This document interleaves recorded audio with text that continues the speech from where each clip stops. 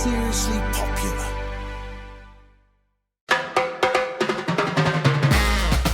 Welcome back to Magaland. It's been a busy week so far. We have a lot to get into. How are you, Germania?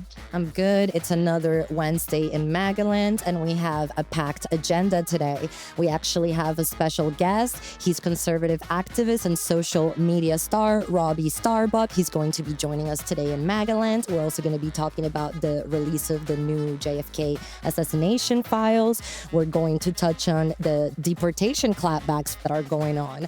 We're also going to talk about Russia and Ukraine and the 30-day ceasefire agreement, as well as Tesla's going up in flames.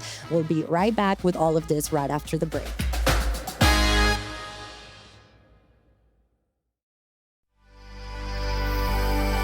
If you like this episode, we think you'll love this. This week on The Life of Bryony, how much is financial stress affecting your mental health? I'm joined by Claire Seal, finance writer and author, to talk about shame, emotional spending, and why so many of us tie our self-worth to money.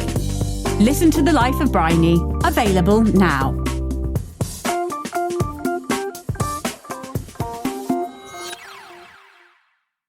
Welcome to MAGAland.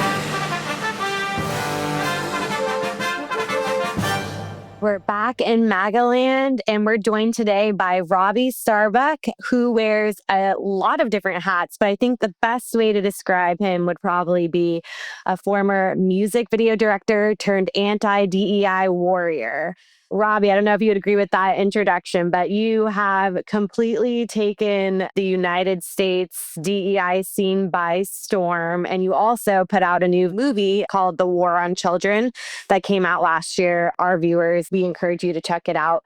Want to start with this film specifically. The film really goes into how our children in the United States are being sexualized, the dangers that TikTok, other social media apps, and just the content that kids are being fed these days can really have on their outlook. So, Robby, what was your inspiration behind this film, and what did you uncover during the process? Thanks for having me. This film was really a labor of love for our own kids, honestly, because we saw what their peer group was going through.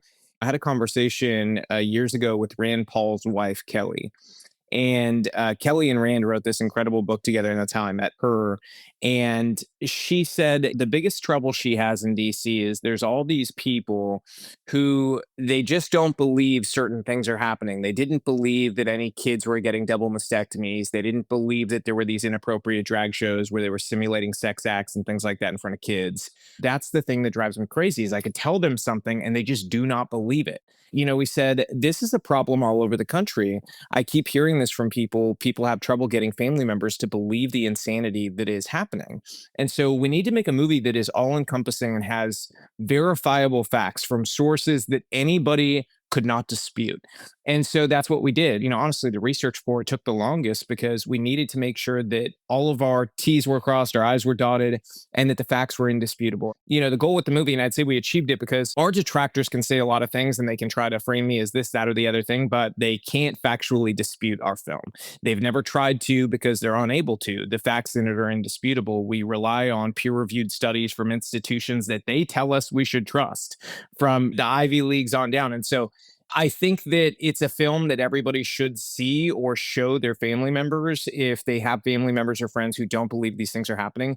And ultimately, the film, the greatest success of it, not only was it the most viewed documentary of the year last year with 60 million viewers, but it also helped accomplish getting laws on the books for child protection in many different places, from banning sex change procedures for kids in states like my own state of Tennessee, to things like changing the consequences for child rapists to the death penalty here in our state of Tennessee. So, and it went beyond Tennessee and other states as well. And so it's kind of the lasting legacy of the movie that we were able to help lawmakers get these laws on the books. You are one of the content creators that I think really has helped mobilize people for the right because of cultural issues like this.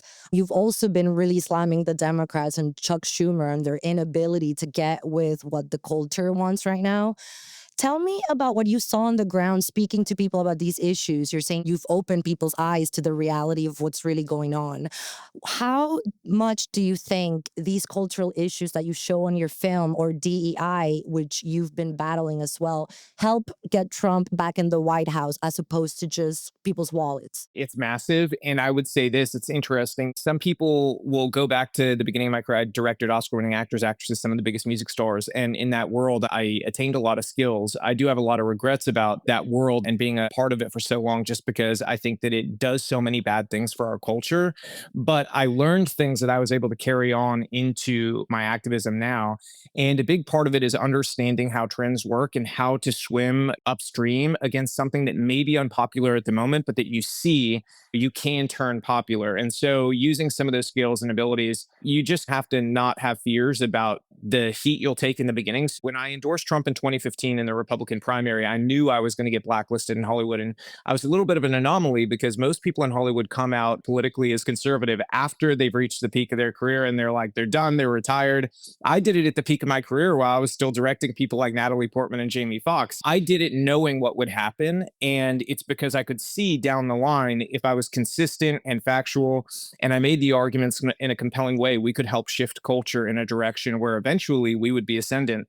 And I knew it would take a long time, but it ultimately really honestly took until now, which is really a 10-year gap. Culturally, what's happened is people like Chuck Schumer and the Democrats in that time period have become divorced with reality. And we did a good job of that, I think, because frankly, we created a new way that the media works, and they're siloed into a system that people are increasingly not paying attention to. And because people are increasingly not paying attention to it, they're completely divorced from the reality other people live in. So when you see Chuck Schumer go on The View yesterday and use a mocking tone, like I couldn't believe it, honestly. The Chuck Schumer of 10 years ago would have been smart enough not to put this on tape. He just gave us our midterm ads, okay? He went on The View and put on a mocking tone and said, you've got these people here in America who are like, oh, I want to keep more of my money that I earned with my hard work. And I'm like, did he really just do that? Because yeah, your average person, whether they consider themselves center left, right, or moderate, or whatever it might be, they want to keep more of their money. That's just common sense, right?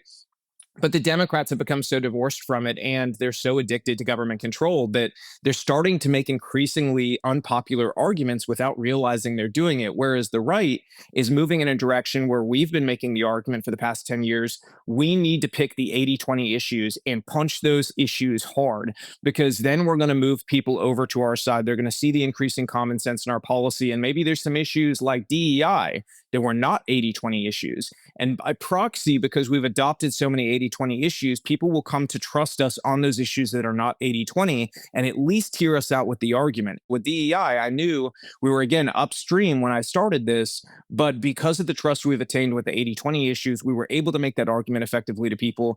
And now we're moving people in the opposite direction, where I think by the end of this year, DEI will again be an 80-20 issue where people go, oh, that's overt racism. I have a follow-up question, because you are clearly brilliant in having to strategize to get these ideas that, as you said, 8 years ago would get you canceled and now are becoming popular. The Democratic negligence is starting to be suspicious. Why do they continue on this path? Is it ignorance, that really complete divorce from reality? Is it they're tied to their donors? What are they thinking right now? Because I think most of the country knows that Chuck Schumer's stance is not popular. So why are they not shifting gears and getting someone like you to help them out on their side? I think anybody left like me who has any semblance of common sense is running. I would, if I was a Democrat, I'd be running from the party, and I would not want to be involved in politics for the next at least 5 years, right? Because the truth is they're boxed in, they're cornered, and they're in this very strange position that is really hard. So Chuck Schumer is actually a great example, because he's facing the threat of AOC running for Senate, right? So Chuck Schumer's in this position now where even what he just did last week, where he said, okay, I'll vote to continue the CR, that's increasingly a non-starter for somebody like him, where he's going to pit himself against his moderate voters, and those people are going to peel off and they're going to go to the right. They're increasingly stuck in that position. And then with the reality that their top influencers and their base donors are the most absurd, crazy Democrats. So if you go against them, you're in trouble. So this is why a functional, normal party, whether you're Republican or Democrat, Right now, when cars are being firebombed because people in a certain party don't like their CEO, any functioning party that is on that side of the people who are doing the firebombing would come out, they'd denounce the whole thing, they'd want to separate themselves as quickly as possible, and the individual politicians would as well, because any decent person would, right? If Republicans were doing that and they were firebombing a car company we didn't like the CEO of, I'd be out there in an instant saying, hey, lock these people up. This is not okay. We don't do this. This is not how we debate issues or how we fix problems. But the Democrats aren't doing that. So you've got to ask yourself why. And it's one of two things. Certain members of their party actually want this domestic terrorism. But the reality is there's a bigger chunk there that feel paralyzed. They're paralyzed by their donors, by their media apparatus, and the fact that they see no way out because they've been boxed into this place where they really are at the mercy of the very far left. Well, Robby, I'm glad you brought up the firebombing because that's something I wanted to ask. What would your advice be to similar like-minded conservative activists who want to be more involved and be more public, but now they're getting swatted, they're getting attacked if they own a Tesla? Like, how do you stand up to this sort of level of violence that we're seeing now against particularly the conservative cast hosts and people who are just a little more out there? You know what? I'm going to give a very honest answer. I have not said this publicly. The nature of how you asked it, I feel like it's the right thing to do to talk about it publicly now. In recent history, I have had the following happen. A crazy person showed up at our house and banged on the door when my kids were home and I wasn't home. We had somebody ship mail to our house that required a hazmat team to come out. I'm still not able to say everything that was in it, but there's an open investigation to find who sent the stuff that was sent. We've had just crazy threats, death threats against my children, threats against my wife. People have doxed my children online with their full names, address, everything. There's somebody was just recently arrested in Oregon for a death threat against me, and the FBI has open cases of death threats against me. The reality is, if I'm being really honest with people, you have to understand the left is an increasingly violent movement. We have made security adjustments and things like that because it's necessary to do. But the reality is you can't cower from these types of things. And when I think about our ancestors, if we're being completely honest, they faced far worse. Many of our ancestors died in fields as a byproduct of war and bled out in the cold because they wanted future generations to have more freedom than they did. When I think about it that way, or I think about my grandparents and my mom who had to flee Cuba when communism took over, I'm like, this is a small sacrifice to make. Eventually, I do think somebody is going to die as a byproduct of the violence that they're doing. Somebody everybody knows, right? Let's say that was somebody like me. I still wouldn't change anything, even though I'm a father of four and everything, because the truth is the future of our kids matters more than the individual security of somebody like me. I think people like Elon Musk get that too. I think he understands that. He knows the risks that are involved. But the truth is, the more we highlight the fact that this is an increasingly violent movement on the left, and we point out the fact that the Democrats are not denouncing it, the more normal people are going to shift away from it. I saw a study yesterday that was actually done by a left-wing group in conjunction with Vox, which is a very left-wing media outlet. And even they admitted, had everybody in the country voted in this last election, Trump would have won in a landslide by over 6 points. If you think about it in that context, people in America are increasingly common sense driven. And so we need to make those common sense arguments and continue to do that and drive the Democrats in a larger hole than they're already in, which is a pretty big hole. I mean, we've seen CNN come out saying they had a 29% approval rate as an entire party. And then NBC admits that only 7% of people in the United States think that this party is doing a fantastic job. Just side note, 7% of Americans also believe that chocolate milk comes from brown cows. So I do think there's some overlap there on the Venn diagram between people who think Democrats are doing great and people who think chocolate milk comes from brown cows. That's a long way to say they're a violent movement, and you just have to continue. You've got to put your head down, do the work, and be honest with people, because making a difference is not supposed to be easy. I'm impressed with your foresight of what the country was going to be like. We always talk about, where is the Democratic Party going to go? Are they going to go the Gavin Newsom way, where he's trying to talk to people like you and be seen as a moderate? Or are they going to go the AOC way? What do you think is going to happen? And who do you think should run for the Republican candidacy next? I don't think it's really a question, to be honest with you. Gavin Newsom missed his shot in this last election. That was his only shot. He is going to be absolutely eaten alive, and he has greatly underestimated the insanity of his own party. And him talking to people like Steve Bannon and Charlie Kirk, people like me, it is only going to open his eyes to the fact that his party is deeply out of step with the idea of having a open debate with people they disagree with. They don't believe in that. They don't believe in free speech. They don't believe in debate, because ultimately their base on the very far left understand that when they get in a debate with people like us, it doesn't go well, right? We've seen these videos. It's why every time I've challenged prominent Democrats to a debate, even ones with smaller platforms than me, they will not do it. Jasmine Crockett likes to go out there and talk about DEI, and she's got a much smaller platform than me. But I said, okay, let's have an open debate, and I will literally let you choose the moderator, and I will give you the monetization, or it can go to whatever charity. I don't care. I don't need the money. Let's have an open conversation for the American people to decide who makes sense here. They will not do it because they know that they will get absolutely clobbered, and the American people will see the common sense and they'll see through it, and they'll say, this is an increasingly radical extremist party. The future of the Democratic Party, it belongs to the socialists, it belongs to the communists, and they'll do intelligent rebranding. Of course, they understand they can't actually sell communism because the optics of that just don't work in a country like the United States of America. But they will sell modern day communism, which is essentially the idea that you no longer need the government to own the means of production to have communism. Our grandparents' communism, right? They understand now that's a hard sell with citizens who want free markets and things like that. They're going to give them the functional idea of free markets that don't actually exist, because the truth is the central theme to New Age communism is going to be owning the minds of the people who own the means of production. An example of that is like the Democratic Party did a really good job of implanting people for a long time in big tech. And for a long time, the major big tech companies were all basically arms of the Democratic Party. They were one step away from completely consolidating that power. And the Republican Party knew it and frankly put in a last ditch effort to stop that. And I'm not saying that it's completely stopped, because there's still companies that are adherent, like Google and I think Amazon in many ways, even though Bezos has made his turn. There's ideological control structures in a lot of big tech still. But imagine a party run by an AOC or Bernie Sanders acolyte and them going down that path of essentially making businesses their proxy for getting what they want. And I think that is the future of the Democratic Party. I also want to ask you about how you recently picked a fight with JP Morgan's Jamie Dimon. Seems as though your next target could be the company to try to dismantle some of their DEI policies. Who else is on your short-term target list to go inside and expose as having these liberal DEI woke policies? There's a lot on the list. I will say, so last week we announced that we got the policies changed to AT&T, major telecom provider, and I think we will see other telecom providers on that list because they're a major central source of really public interest. We all use telecom providers, right? So they should be fair.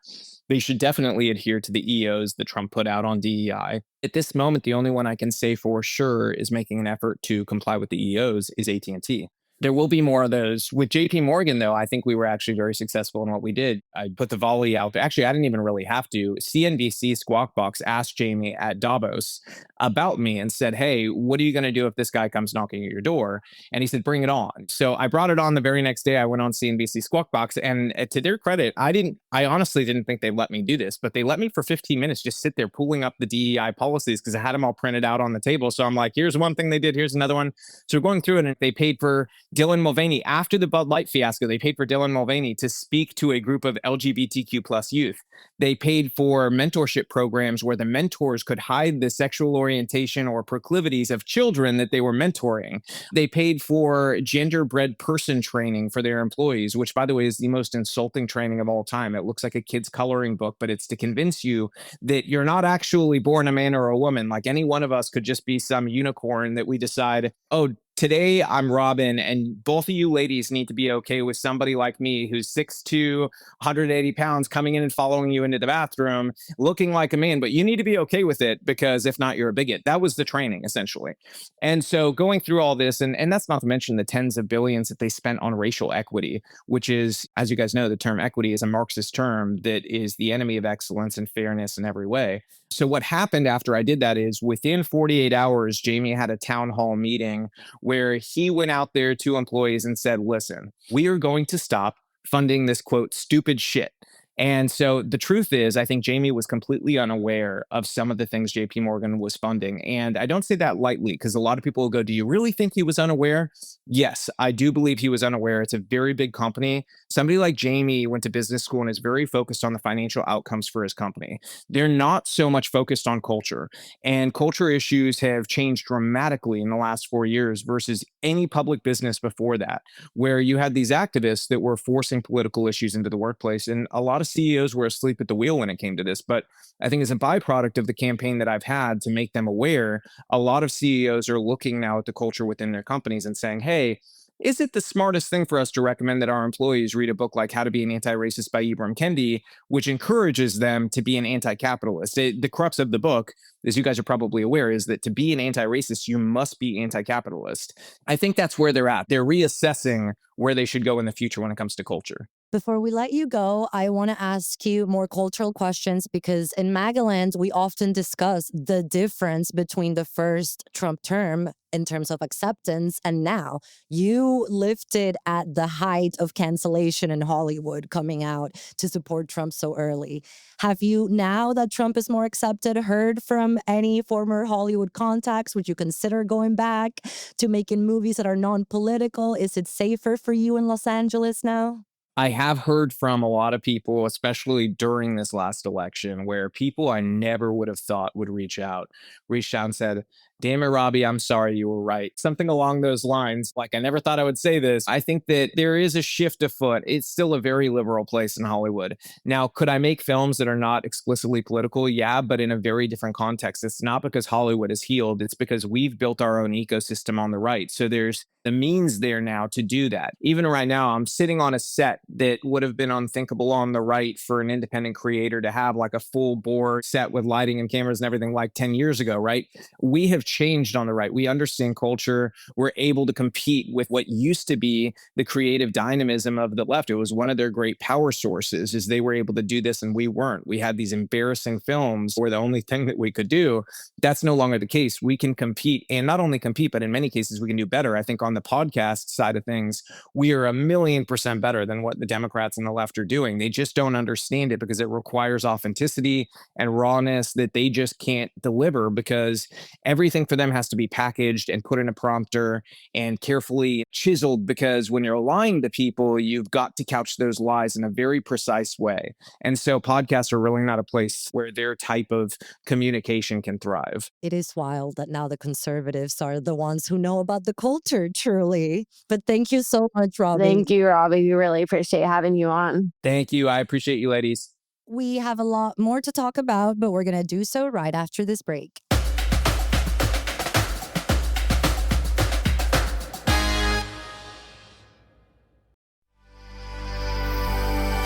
If you like this episode, we think you'll love this. This week on The Life of Bryony, how much is financial stress affecting your mental health? I'm joined by Claire Seal, finance writer and author, to talk about shame, emotional spending, and why so many of us tie our self-worth to money. Listen to The Life of Bryony, available now.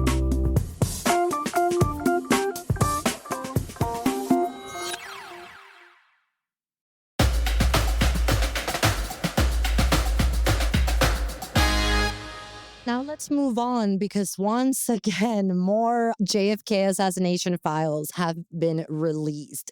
Let's take a listen to what Trump said about releasing these new files this week. While we're here, I thought it would be appropriate. We are tomorrow announcing and giving all of the Kennedy files. So people have been waiting for decades for this, and I've instructed my people that are responsible, lots of different people, put together by Tulsi Gabbard, and that's going to be released tomorrow. We have a tremendous amount of paper. You've got a lot of reading. I don't believe we're going to redact anything. I said, just don't redact. You can't redact. Kelly, am I silly that I believe in the official story? I'm not a conspiracy theorist person. I heard this really great series on the rest is history on the assassination that went through the most likely conspiracies. They, like the Warren Commission, decided the official story is true. These documents have been disappointed again. There is no smoking gun saying the CIA did it. Why are we so obsessed? This conspiracy related to this assassination attempt have been going on since it happened. Americans are drawn into the intrigue of everything that went behind JFK's assassination attempt and then Bobby's assassination. There's just a lot that went into this time period. And I think that this new release of documents is actually angering a lot of MAGA right-wing influencers, documentary experts on JFK's assassination. They're saying that basically the documents that have been so highly anticipated actually don't contain very much, if at all, any new information. A lot of these documents were out in the public at different periods throughout history, because as we know, the National Archives has been releasing different document dumps over the years, and there's so much information that it's even hard to sift through in a comprehensive and cohesive way. So it was just an overwhelming dump all at once, and then the MAGA side was getting enraged. Even the MAGA chair of the JFK Assassination Task Force, Anna Paulina Luna, she was tweeting last night saying, not all the documents are out there yet. They're actually physically being scanned in one by one. And so we can't expect all of them to be in the system by the end of the day, but to keep checking back. Honestly, this is just giving even more fodder to some of these conspiracy theories. And I guess we'll just have to wait and see if time unearths some more actual factual documents that we just haven't seen in the past. Similar to what happened with the Epstein files, the MAGA crowd really wanted to see hidden information about both these cases. And I really think if for Epstein there was a client list, it was probably destroyed. I don't think we're ever going to see any of these things that people are hoping to see in these documents. We have to talk about our favorite Kennedy again, because Jack Schlossberg, now he's annoying me for real. He goes against any journalist who dares look into the assassination of a U.S. president. It's actually ridiculous. It's not the first time he's done this. Let's take a listen to his rant when he was out and about and he realized that CNN was covering the release of these files. You're better than this. This is so fucking stupid. There's so much actual news going on. Why are you covering this? At least report that something happened. I love you, Harry Anton. You're really smart. Why are you guys covering this? I love you, Aaron Burnett. You're really smart. Why are you covering this? Why are you covering this? Stop. This is why this takes hold, because you guys cover it over and over and over again. The condescending tone, Kelly, I cannot. Like, he decides what the press should cover. He actually went against Chris Cicilla, who really is into the JFK assassination theories, and he was just tweeting about it. And Schlossberg went after him. You're so much better than this. Who is he to say anything? It's interesting the way that he reacted to, because he filmed a video of himself basically melting down while he was at the gym wearing gym clothes. It's hard to take him seriously when he didn't even take the time to shower and dress and then come on CNN for an on-air reaction. It's, I think, detrimental to the Kennedy family that he happens to be their spokesperson at every turn. Why should we listen or trust anything he has to say? He wasn't even alive during the assassination. And obviously there's going to be intrigue about the death of his family members who were the highest appointed and elected officials in the country at the time. He's just out of touch, and it just goes to show that he is just really on another planet when it comes to what Americans are interested in. Divorce from reality. And I know what he's trying to do because he said it. I'm trying to say crazy things because this is the way to fight against the right. No. You got no leg to stand on, Jack Schlossberg. You doing ballet means nothing. He also tore into Joe Rogan, I believe it was yesterday. About his height, yeah. He's just spewing all these different controversies. I think he wants to stay relevant and stay in the news, and this is his last-ditch effort to do so. He was also calling, I don't know if it was Joe Rogan or another one, but basically saying that they were ugly. Okay, Jack Schlossberg, this is your strategy. Like, now you're going to say, I'm hot and you're ugly. don't vote for Trump. Okay, that should work. I do want to add one thing. As the government is trying to be more transparent, because Trump basically he pledged on the campaign trail to make these documents public. He also said he was going to make the Epstein list public, which hasn't happened yet. And the Pentagon earlier this week said that they were going to release all the previously redacted documents related to the Benghazi pullout. But so far, it's been 0 for 2. We'll see what happens to the rest of these documents. I think there is legitimate interest in them. And I think that basically the rollout could have been done better. And it is so many documents. I forgot to note that on the New York Times blog about the release, they actually had a note saying, if you find something new in these thousands of documents, reach out to us here. So that's the level. Like it's going to take historians a long time to go through all of this. So maybe something more interesting will emerge. But let's now talk a little bit about this war between the Trump administration and judges who are blocking his actions. Yes, a judge has spectacularly slapped down Elon Musk's Doge decision to completely shutter USAID. He said that the workers should be rehired and the agency should be reopened. So this is the case that I think will go all the way up to the Supreme Court. It's another example of the hundreds of actions that justices are taking and judges are taking across the country to halt Donald Trump's agenda, which is really infuriating him. And so he's been on a rampage. Elon Musk has been on a rampage, saying that all of these judges stopping their agenda should be impeached. Especially there is one judge, the judge we discussed earlier this week, that wanted Trump to turn around the deportation flights. That judge, who's an Obama-appointed judge, is getting a ton of heat from Trump directly on social media, on True Social. He went on a rampage, a very angry rant. And in a very unprecedented manner, the Chief Justice of the Supreme Court, John Roberts, actually rebuked Trump, which is truly unprecedented. It's shocking. It was major because the Chief Justice generally would not release any public statements.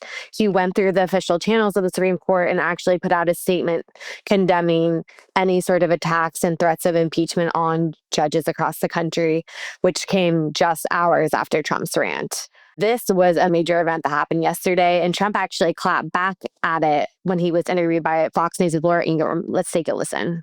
We have bad judges. We have very bad judges, and these are judges that shouldn't be allowed. I think at a certain point you have to start looking at what do you do when you have a rogue judge. Unprecedented. We also have to note that Justice Roberts was appointed by George W. Bush. This is not a liberal judge. This is what used to be a conservative. Perhaps the line has moved a bit on what that is. But I've spoken about my concerns with these statements against judges. For the president to name a judge and target him in that way, it is really concerning to me when I think of civics classes. And as an immigrant, I really believe what made this country greater, a big part of that was the checks and balances, and that it wasn't just one person making the decisions, but a historical team of Democrats, Republicans in the judiciary and other sides of the government. This just scares me more, to be honest, that Justice Roberts was as concerned that he made this move to flag that, hey, no, we should not be talking about impeaching judges who disagree with the executive. I just think it was inappropriate from Justice Roberts to put out a statement like this because a lot of these cases that Trump is commenting on will go before the Supreme Court. And to me, I think it would have been better if he just didn't say anything. He can think these thoughts, but to actually issue a public statement rebuking the president, not naming him as Trump brings up, but it was clearly in response to Trump's rant. I just think that it's unprecedented and it doesn't look great for the Chief Justice. I don't think it's going to help the debate over this issue anyway, because as we've talked about, the worst thing you can do is come at Trump publicly that way. But certainly we're going to keep watching this battle between the administration and the judiciary, really. We also have another moment from Caroline Levitt. She was confronted about the videos about deportations. I find them pretty distasteful, again, as a migrant myself.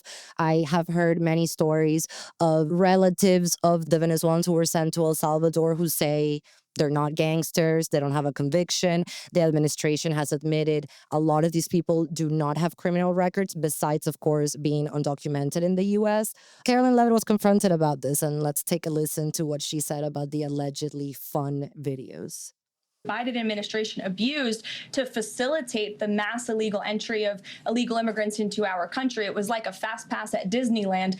That's not happening under this administration. We are encouraging illegal immigrants to actively self-deport to maybe save themselves from being in one of these fun videos. Yeah, I don't think it's funny anymore. It's hard for me to really take a laugh at that, or anyone who has people who could be affected by this. Yeah, it's not cute to me. I do want to bring up one video that Trump put out this week. He made a direct appeal to illegal migrants to use that CBP One app in order to self-deport, which we talked about a little bit last week. But his video was very chilling. It said, if you don't self-deport, you can never come back. And I think that actually might hold some sway with the migrants who came over, because I haven't seen a president appeal directly to illegal migrants in this way before. And I think the video had a very specific goal. It actually was similar to the video that Kristi Noem put out a few weeks ago saying the same thing, which must have had some ripple effect. So we'll see if migrants are actually going to use this to get out of the country and then order to reapply through the proper channels, or if this video by Trump will just go ignored. I will say the Kristi Noem video was a campaign video. That was not really for migrants. These migrants don't speak English, the most of them. That was not done in a way that's actually to send that message out to migrants. And I do hope the message with Trump is different, because my advice would be self-deport, because scary stuff could happen to you. And you don't want to end up wrongly accused of being tren de agua in El Salvador. So if that was me, I would self-deport.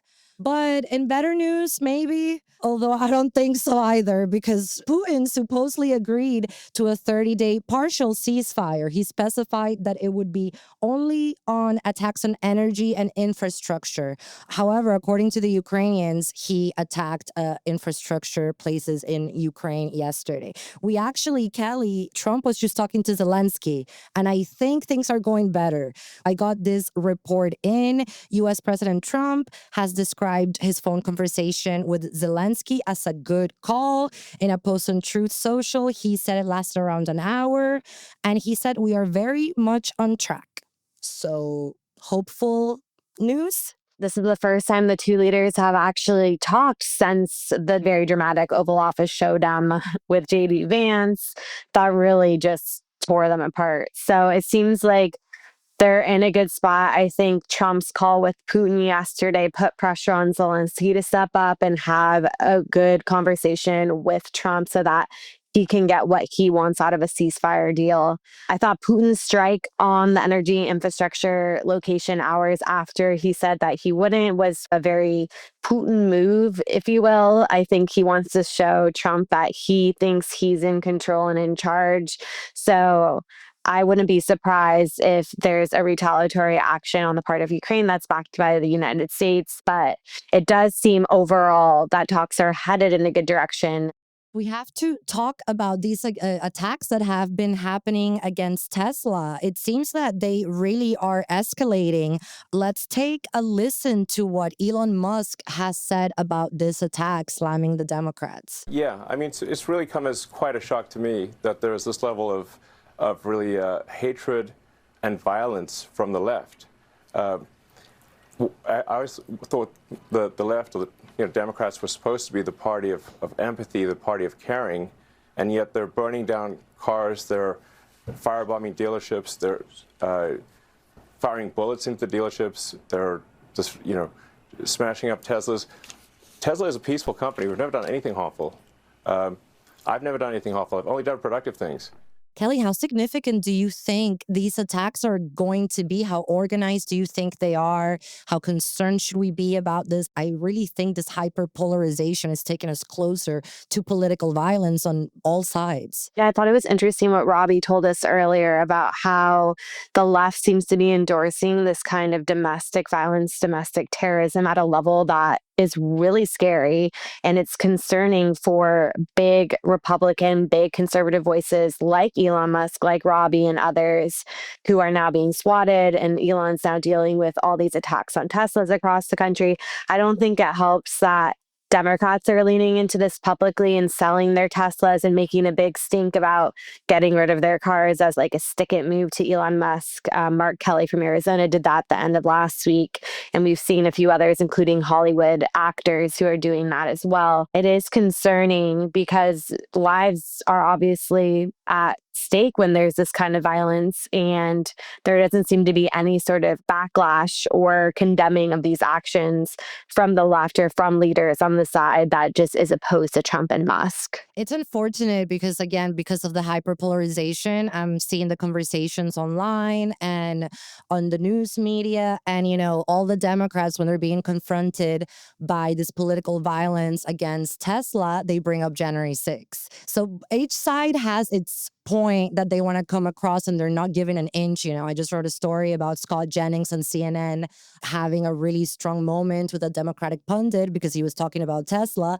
And then she was like, okay, so you're saying it's not okay to burn Teslas, but it's okay to attack the US Congress if you're upset at the political issues of the country. So again, we're not getting any closer to communication. Each side is just continuing to dig further into their own beliefs. So even with January 6th, we had tons of Republicans coming out condemning the violence, telling Trump to tell his supporters to stop, to leave the Capitol.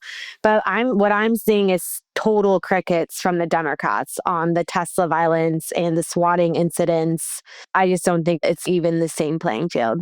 But on another note, the astronauts who were stranded in space, I don't know about science. I never understood why they were stranded in space. People are now blaming Biden that they were stranded in space. I'm like, why is it in Biden's interest to keep these people in space? But certainly a good look for Elon Musk. Elon was having a great victory lap last night after they touched down, which was spectacular to watch because we've been following for the last several months now their families who are left behind, wanting them to come back home. There are even rumors that the two astronauts would be falling in love because they had no one else to talk to. Trump wanted them to. Exactly. Trump even was Trump. praying that when with her wild hair. Trump really is a romantic sometimes. I think it would be a great rom-com to get in the works, not gonna lie. But we're happy to see them finally back. Elon Musk, again, taking credit for this. I don't know how he has the time because he was directing this rescue mission as he's also the head of Doge and meeting with world leaders and with Trump 24/7 with his son X. They were on Marine One leaving the White House last Friday together. So it's truly incredible, just his reach. And I think overall, this is a great victory and Trump administration is celebrating accordingly. But that is it for Magaland today. Thank you all for tuning in, and we look forward to seeing you again at the end of the week. That's right. Don't forget to follow us on Instagram at Welcome to Magaland and email us at welcometomagaland@dailymail.com.